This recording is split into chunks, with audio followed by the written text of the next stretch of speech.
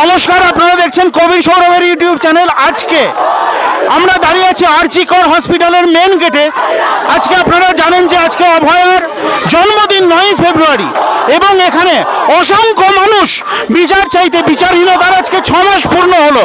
অসংখ্য মানুষ আজকে আরজি করের গেটে জড়ো হয়েছেন অভয়ার হয়ে বিচার চাইতে, সুবিচার চাইতে, জাস্টিস চাইতে। এই মুহূর্তে আমার সঙ্গে আছেন বিশিষ্ট অভিনেতা বাদশা মৈত্র। বাদশা, আপনাকে স্বাগত জানাই। অভয়ার বিচারহীনতার আজকে 6 মাস, আপনিও মিছিলে যোগদান করেছেন, কিভাবে দেখছেন গোটা ঘটনাটা? দেখুন, এত হাজার হাজার মানুষ যারা পথে নেমেছে, এটা একটা অভূতপূর্ব ব্যাপার। এই কারণে 6 মাস পার হয়ে গেছে। তো 6 মাস পরে মানুষের মধ্যে যে জেদ দেখা যাচ্ছে, এবং এটা তো খুব অর্গানাইজ কিছু নয়, বিভিন্ন সংগঠন, বিভিন্ন মানুষ তাদের মতো করে মিছিলে পা মিলিয়েছে। তাই মানুষের জেদ দেখে, তাদের প্রতিবাদের ভাষা দেখে আমরা বুঝতে পারছি বিচারের নামে যাওয়া হয়েছে তাতে এই রাজ্যের মানুষ, আমি ব্যক্তিগতভাবেও আমি খুশি নই, তারাও খুশি নয়। তাই এই প্রতিবাদ, তাই এই প্রতিরোধ আমরা চাই।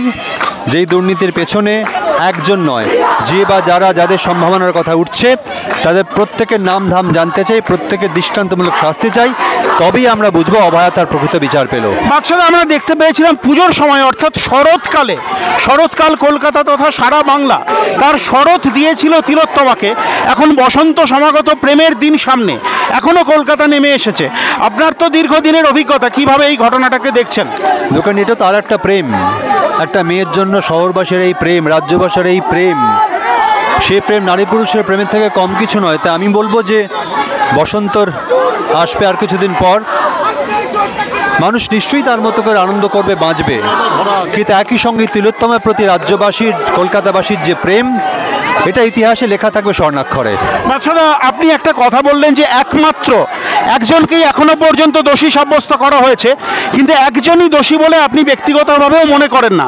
তার কারণটা কি যদি আপনি একটু ব্যাখ্যা করেন দর্শকদের জন্য? আমি 1, 2, 3, 4 করে একাধিকবার এখানে এতগুলো বুঝিয়ে বলা সম্ভব নয় যে যতগুলো কেনর প্রশ্নের উত্তর আমি শুধু না, তিনি মারা গিয়েছেন অভয়ার বাবা মা চেয়েছেন, এবং খুব সঙ্গত কারণে চেয়েছেন। যে প্রশ্নগুলো একজন সাধারণ মানুষ, লেম্যান, সেও প্রশ্নগুলো করবে।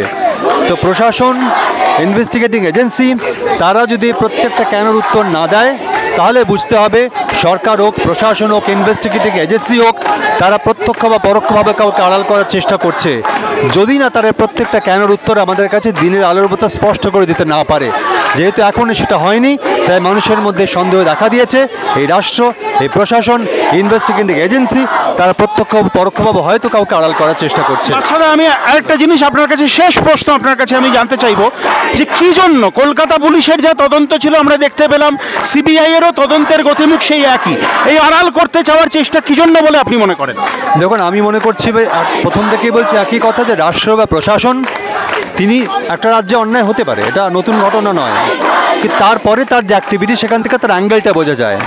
যখন বোঝা যায় রাষ্ট্র বা প্রশাসন তার প্রত্যেকটা কাজকর্মের মধ্যে এতগুলো কেন উঠে আসে, এতগুলো গ্যাপ থাকে, তখন মনে নিশ্চয়ই সেখানে এমন কোনো প্রভাব প্রতিপত্তিশালী কেউ আছে যাদের আড়াল করার চেষ্টা হচ্ছে। রাষ্ট্র, প্রশাসন, এজেন্সি হয়তো তাদের আড়াল করার জন্য এই কেনর এতগুলো উত্তর এখন দিতে পারছেন না। অনেক ধন্যবাদ বাদশা। আমরা এতক্ষণ কথা বলে নিলাম বিশিষ্ট অভিনেতা বাদশা মৈত্রর সঙ্গে, এবং আমরা এই মুহূর্তে দাঁড়িয়ে আছি আরজি কর হসপিটালের গেটে। পুলিশ কিন্তু the cry of the hour মূর্তির সামনে মানুষকে যেতে দিচ্ছে না, গেট বন্ধ আছে। আমরা গ্রাউন্ড জিরো থেকে সমস্ত রিপোর্ট আপনাদের জন্য তুলে ধরবো, এবং সমস্ত রিপোর্ট এক্সক্লুসিভলি পাওয়ার জন্য আপনার চোখ থাকবে কবির সৌরভের ইউটিউব চ্যানেলে। যারা এখনও পর্যন্ত চ্যানেলটি সাবস্ক্রাইব করেননি, তারা চ্যানেলটি সাবস্ক্রাইব করে রাখুন এবং পাশে থাকা বেল বাটনটি ক্লিক করুন। ধন্যবাদ।